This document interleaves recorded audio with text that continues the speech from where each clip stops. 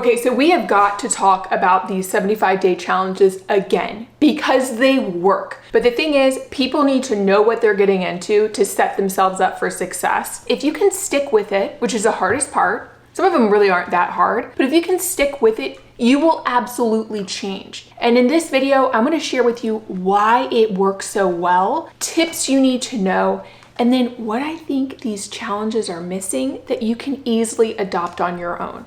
If you're new here, my name is Rachel. I love creating videos on the things that are legit helping me, and 75 medium was just about life-changing because it made me see that it doesn't require painstaking effort to get what you want. And I think that's probably gonna be the theme of my future videos, is around that. Things can be easy, but it's just a matter of knowing where to put your focus. If things like that are of interest to you, would love for you to subscribe. If you like videos like this one, liking it legit does help. So thank you for liking it. And with that, we'll just get right into it. Okay, so if you're not familiar with these 75-day challenges, there's 3 different formal versions, if we want to even call it formal. There's 75 hard, 75 medium, and 75 soft. What they all have in common is you are to complete certain tasks every day for 75 days, and if you miss a task during one of those days, you've got to start all over and start the challenge all over again. There are consequences. Now, the challenge, of course, 75 hard is very hard,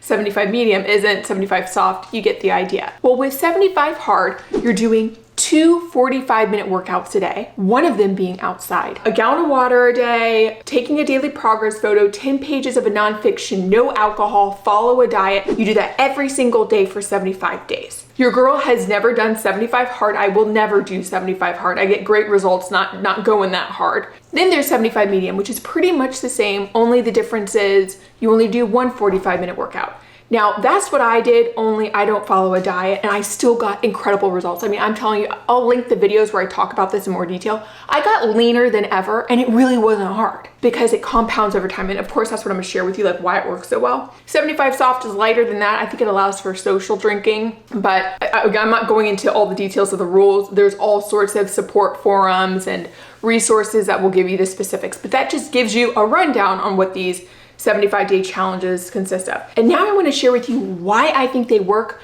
before I get into what is missing and then tips. So now let's get into why these are so effective. First of all, it allows for focus because you've signed up for this challenge, you know you're going to do this for 75 days, and you really don't want to take much more on. You're going to see this through and just see what happens. This focus is important because a lot of us don't give something a chance to see if it actually works. Much of the time, because we're bombarded with really compelling marketing, we'll start a new workout program, we'll start a new diet, but unless we get instant results, we're like, this isn't working, on to the next thing. Shiny object syndrome. But when you're doing this challenge, you just want to see it through, so you suspend trying different things. You're just going to be consistent. I guess you could still try different things, but you're going to be consistent through the 75 days. And you're going to see it through whether you get results or not. Second, there are consequences. As I mentioned earlier, if you miss a day, you have to start all over. That really comes in handy when you're like, oh, I got to take my daily progress photo. I forgot about it. I'm laying in bed. Oh, I guess I would rather get up out of bed and take the progress photo than start this all over again. So there are consequences, which keeps us in the game. Now, there are plenty of people that will do things like dry January, and they don't complete dry January because there's no consequences. They'll get maybe 2/3 of the way through,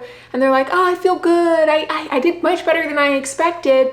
You know, special occasion, I'm gonna have a drink, I deserve it. And they don't actually complete the challenge. Now, if they did dry January, and they had the consequence of, if you don't complete dry January, you've got to go the next month or another 30 days, 31 days, then I think they probably would see it through. So that's another reason why this works, is because there are consequences. We're basically parenting ourselves with this. All right, and then we have the compound effect. If there is no other reason to try this out and do this, it's just to experience the compound effect. Many of us, I mean, myself included, I used to think I have to work out really hard, I have to eat really clean in order to get results. But actually, if I can just do the right things consistently, not overexert myself, just consistently, that's when transformation happens. And what I've realized doing 75 medium a couple times now is I don't actually see results until 6 weeks in. How many people will try something and give it 6 weeks to determine if it works or not?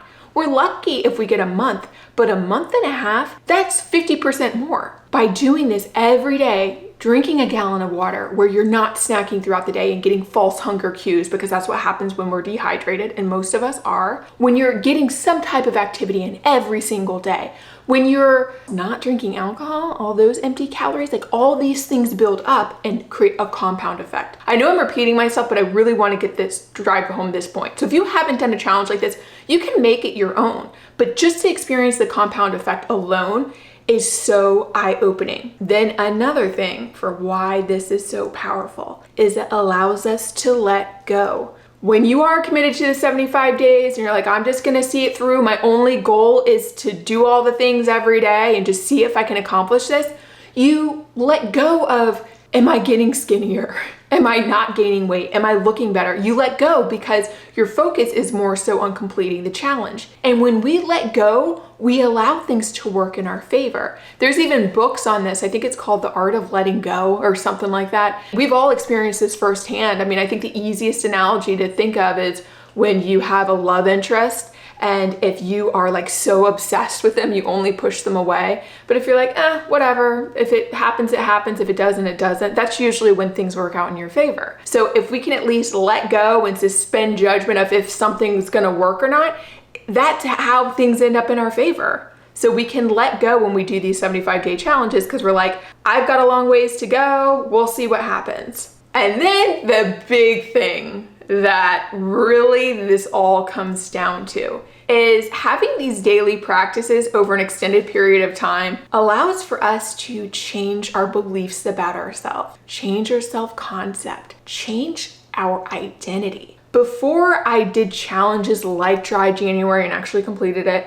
and these 75-day challenges, I always thought of myself as somebody that would really do really well, and then towards the end of a challenge, I would throw in the towel, or somebody that could never really stick to anything. And by completing a challenge like this one, or one of these, you end up creating proof for yourself that you follow through with what you say you're gonna do. And the trust that comes with that and this sense of accomplishment is like something I haven't experienced since childhood. I mean, when's the last time you felt a sense of accomplishment? For that to happen and for you to be like, wow, I'm actually proud of myself and have a more of strong belief about yourself, I can't tell you how special that is. And then what that lends to in the future in other areas of your life. So we started for one thing to like get in better shape or to just say we've done this, and then it ends up being benefit in other areas, which is really cool. In just a second here, I'm gonna go into some tips for you to know so that you can like see this through. But now I wanna share with you actually what I think is really missing from these challenges.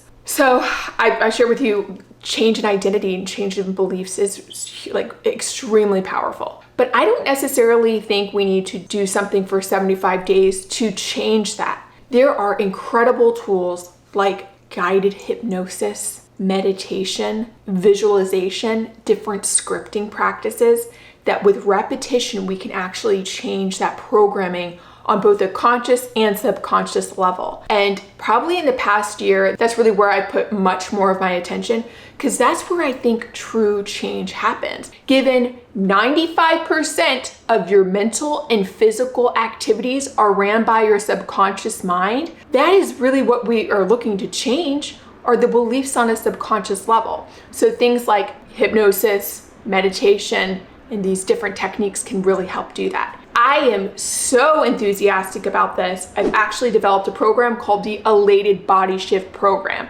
It is specifically designed to help highly ambitious women go from struggling to get the results they want, struggling to get the ideal physique that they have in mind, and in the process putting their lives on hold, to achieving that ideal physique easily and enjoyably while they're getting back to enjoying their lives. That is nothing short of elated, and it is nothing short of a shift, and it's related to the body, so it's called Elated Body Shift. Details are in the description. I have 2 options now. There is a self-paced option. If you're someone who's like, I would love for a specific guided hypnosis program that will help reprogram my beliefs about myself so I can see real change and follow a similar version of this 75-day challenges, I would love to sign up for that. We have a self-paced version.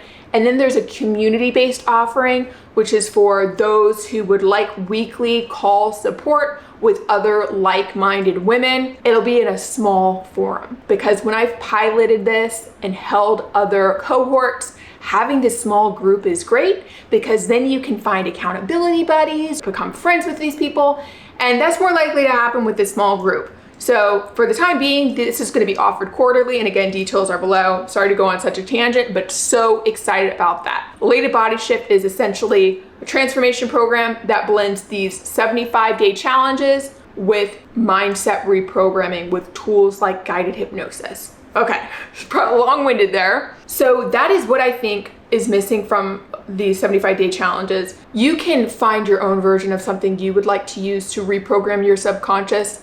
There are all sorts of resources online, and I'm going to continue covering topics like this, how you change your mindset and beliefs about yourself, because I think when we start there, anything is possible. So now to get into the tips. Some of these are a little odd and unexpected, but they are legit tips. And the first one is a little bit unexpected. But if you're going to do a challenge like this one, limit who you share it with. First of all, when we share something we're working on before we've actually completed it, we end up giving ourselves a false sense of accomplishment, and we are actually less likely to complete it. Not to mention, sometimes when we tell somebody that we're gonna do a challenge, their doubt can end up influencing us. Like they're doubting, oh yeah, we'll see if you can not drink for 75 days or whatever it is. Sure, you're gonna tell people in your life that are close to you and everything, but it's when we're sharing this with the world that it can kind of interrupt our flow. So keep it to yourself. Second major tip. When we want change, many of us are wired to like go hard or go home. Let me just knock this out of the park. Let me do something super challenging. Why don't I sign up for something like 75 hard? I can do 2 45-minute workouts a day. I really want to get super intense about this. Well, then you get intense and you can burn out quickly. So at the very least, start with something that's like reasonable for you. 75 medium was challenging enough. I couldn't remember the last time I went 75 days without drinking intentionally. So that was gonna be hard enough for me, but I was like, I can manage to squeeze in 45 minutes of a workout daily. So it was a challenge enough, but not like overwhelming. I know myself, if I was pushing myself to do 2 45-minute workouts a day, I would lose it. I would burn out and then like go the opposite direction. Okay. Another tip, if you can, find an accountability buddy. You may not have one like in your area or a friend that wants to do this with you. You could probably even find an accountability buddy on Reddit, as there are groups dedicated to these challenges, but you've got to have accountability. There's no way I would have been able to do these challenges without that. And then finally, the other tip is not to change the challenge. What I mean by that is there's this concept from this book, The Gap and the Gain. I'll link it below. It's a great book. It's more of like a business mindset book, but just it really talks about how so much of the time we focus on our setbacks more so than like our accomplishments. And the way this relates to not changing the challenge is sometimes we'll have a goal in mind. We start to approach that goal and we're like, oh, I can do more. I can ramp this up. And then we move the goalpost. And then when we don't reach that second goal we set for ourselves because we extended it, we end up disappointed with ourselves. Stick with it. There are going to be days, especially if you do something like 75 soft or 75 medium, where you'll be like, I don't think I'm doing enough. Surely I could amp it up. And then you could end up shooting yourself in the foot. Just stick with the initial challenge. So as I said, there is really good reason why so many people are doing these challenges. They are effective. They allow for focus. There's consequences to our actions when we don't do something. It allows for a compound effect. It takes place over a long period of time. I mean, 2.5 months is a good chunk of time. If you can follow through with something like this, I just about guarantee you will see change. Even more so if you can lean in to that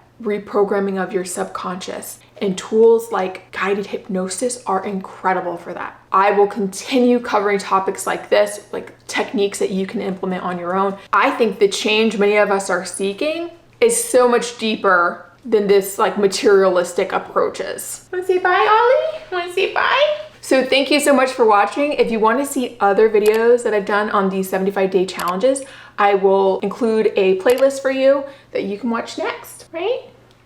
See you next time.